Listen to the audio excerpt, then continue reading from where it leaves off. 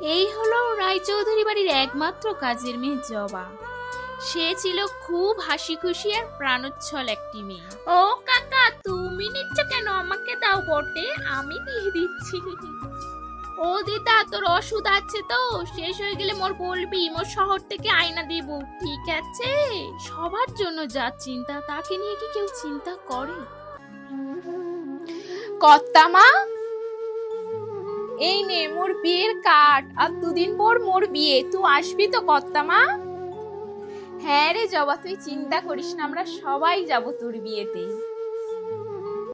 চলেই এলো সেই শুভ দিনটা, আজ জবার বিয়ে। দেখ দেখ জবাকে কি সুন্দর লাগছে, কারণ নজর না লাগে। ঠিক বলেছো জবা।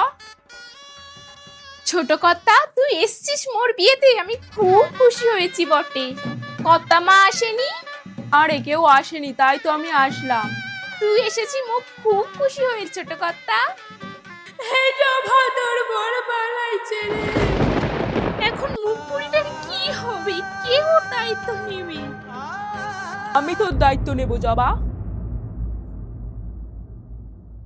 তোমরা কেউ চিন্তা করো না, আমি জবার দায়িত্ব নিই। আমি জবার দায়িত্ব নিই। আমি জবার দায়িত্ব নিই। অনেক ঝামেলার পর শেষমেশ তারা বাড়িতে ফিরলো। দাঁড়াও,